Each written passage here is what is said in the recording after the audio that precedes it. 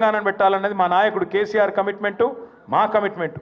మేము నీలాగా 50 లక్షల రూపాయలతో దొరికిన దొంగలం కాదు, నీలాగా లుచ్చా పనులు చేసిన వాళ్ళం కాదు. నీకు భయపడేటోడు ఎవడు బీఆర్ఎస్ పార్టీలో తెలంగాణలో లేడు. మీరు చూస్తుండ్రు, నేను చెప్పుడు కాదు, మీరు చూస్తుండ్రు. రాష్ట్రంలో ఎవడు కూడా రేవంత్ రెడ్డిని ముఖ్యమంత్రి కింద చూస్తలేడు. మీరు అంటే మళ్ళీ ఇంకొని కేసు పెడతాడు, వాన్ లోపలెత్తాడు. నేను అనా ఆయన ఎవరో మర్చిపోయిండు పేరు అని నేను అనా. ఎందుకన్నా అంటే నిన్ను ఎవడు నేను ఏమంటున్నానంటే నిన్ను ఎవడు గుర్తుపడతలేడు. నేనేం చేస్తా దానికి? సంవత్సరం తర్వాత కూడా నేను ఎవడు దేకపోతే నేనేం చేయాలి దానికి? ఇప్పుడు పెద్దలు ఎప్పుడో చెప్పారు, అందుకే కనకపు సింహాసనంలో శునకాన్ని కూర్చోబెడితే దానికి ఆ బుద్ధి రాదు. అందుకే భయపడేది లేదు, బాధపడేది లేదు.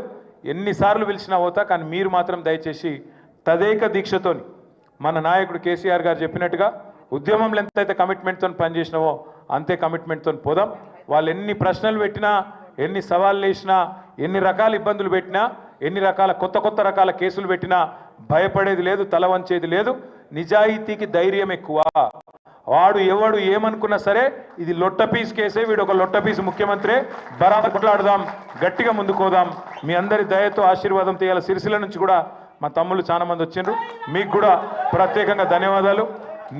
నిజానికి నేను ఊహించలేదు, మేము చెప్పలేదు, అయినా కూడా మీరందరూ ప్రేమతో వచ్చినందుకు మా సిరిసిల్ల అన్నదమ్ములకు కూడా పేరు పేరున ధన్యవాదాలు, నమస్కారాలు తెలియజేస్తూ మళ్ళా ఈరోజు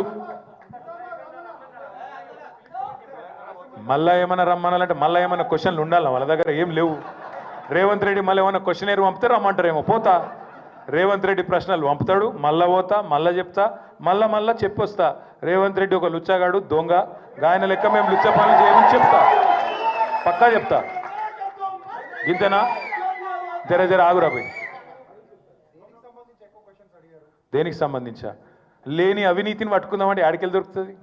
లేని అవినీతి గురించి లొట్ట పీస్ కేసుల పాపం ఎత్తుకుతా ఉన్నారు వాళ్ళు. నేతి బీరకాయలు ఎంత నెయ్యి ఉంటుందో ఇక మీకు తెలుసు, మైసూరు బోండాలు ఎంత మైసూరు ఉంటుందో ఇంట్లో కూడా గంతే ఉంది. అందుకే నేను చెప్పిన వాళ్ళకి, మీరు ఒక వైల్డ్ గూస్ చేజ్ అంటారు ఇంగ్లీష్లో, ఆ గన్లు ఉన్నారు మీరు, కేసు లేదు తొక్కలేదు, ఇలా ఏముందా అని నేనే చెప్పిన వాళ్ళకు. ఏముంది, ఏం అడుగుతారు మీరు? వాళ్ళు ఏమంటారంటే ఫైల్ ఇళ్ళకెళ్ళి అందులోకి పోయింది నీకు ఎరికేనా, అందులోకెళ్ళి ఇళ్ళకి పోయింది నీకు ఎరికేనా. నేను చెప్పిన, ఒక మంత్రిగా, తెలంగాణ బాగుని కోరే ఒక వ్యక్తిగా నేను నిబద్ధతగా మా రాష్ట్రం కోసం, మా హైదరాబాద్ బ్రాండ్ ఇమేజ్ పెంచేందుకు తప్పకుండా ఈ రేస్ ఇక్కడ ఉండాలని నిర్ణయం తీసుకున్నా. ఒక్క పైసా అవినీతి కానీ, ఒక చిన్న తప్పు కానీ మేము చేయలేదు. చేసినట్టు ఇప్పటివరకు మీ కేసులో మీరే రుజువు చేయలేకపోతున్నారు. ఏదో అక్రమ కేసు పెట్టి బనాయించి 4 రోజులు జైల్లో పెట్టాలని ఒక పైశాచిక శునకానందం నీకుంటే ఉండొచ్చు, కానీ దానికి భయపడేటోడెవడు లేడు. అల్టిమేట్గా న్యాయస్థానాల మీద మాకు విశ్వాసం ఉంది, న్యాయస్థానాల్లో తేల్చుకుంటామని చెప్పి వచ్చినా వాళ్ళు మళ్ళీ పిలిస్తే మళ్ళీ పోతా. మళ్ళీ ఒకసారి మీ అందరికీ కూడా చేసే విజ్ఞప్తి దయచేసి మళ్ళీ మాట్లాడుకుందాం. ఇక చాలా రోజులు ఉంది, ఇంకా మళ్ళీ ఎప్పుడు పిలిచినా పోతా అని చెప్పినా తప్పకుండా పోతా. మీరు కూడా దయచేసి నేను కోరేది అంటే రేపటి నుంచి మళ్ళీ మామూలుగా యథావిధిగా మన పని మనం పోదాం. తప్పకుండా ఎక్కడోళ్ళం అక్కడ ప్రజాక్షేత్రంలో ప్రజా సమస్యలు ప్రస్తావిస్తూ ముందుకు పోదాం. ఇవాళ ఇంత పెద్ద ఎత్తున